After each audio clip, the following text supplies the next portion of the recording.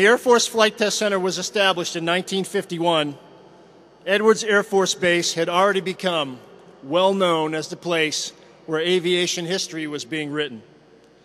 The origins of the base dated back to 1933, when Lieutenant Colonel Henry H. Hap Arnold was searching for a bombing range for his March Field squadrons. He found himself flying over a remote location called Muroc, California. He immediately saw that this place was a paradise for aviation.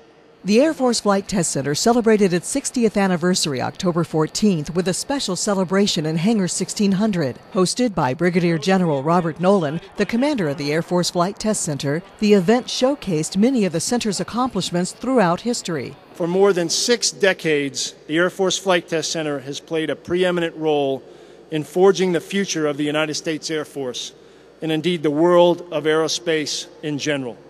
During that period, the center has tested and supported the development of almost every aircraft system that has entered the United States Air Force inventory, and it has been involved in more major milestones in flight than any other comparable organization in the world.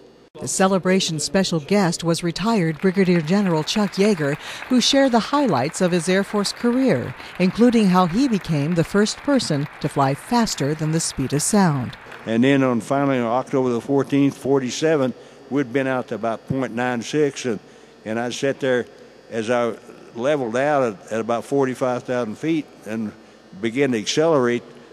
Then the nose began to drop, and I just cranked the leading edges down on the horizontal stabilizer and kept the nose level. Then we got out there, and the Mach meter only went to 1.0. I don't think they had a hell of a lot of confidence in us, but that's the way it was. We were sitting there at .96 with a fluctuating needle on this Mach meter, went to 1.0, and it fluctuated, and finally it jumped off the scale when it did. All the buffeting quit.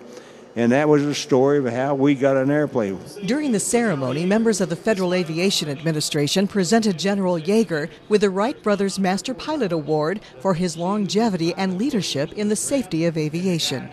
The ceremony concluded with the delivery of a newly restored A-3D Sky Warrior bomber that had tested at Edwards to the Air Force Flight Test Center Museum. In addition to the ceremony, Hangar 1600 was filled with static aircraft displays and various informational tables. Many of those in attendance were proud to be part of the Air Force Flight Test Center's rich aviation heritage. It gives me a lot of job satisfaction knowing that I'm going to be a part of history. Like everything we do here at Edwards Air Force Base is a part of history. From Chuck Yeager breaking the sound barrier to what we're doing every day with the F-35 program. Flight Test Center is renowned Air Force-wide, if not worldwide. I mean, you can't go anywhere else in the world and see what you can see here with the aircraft and the people and the developmental tests, the operational tests. It's very, very exciting. In addition to the ceremony, General Yeager helped revisit the center's heritage by conducting a special tour of the ruins of Pancho Barnes' famed Happy Bottom Riding Club.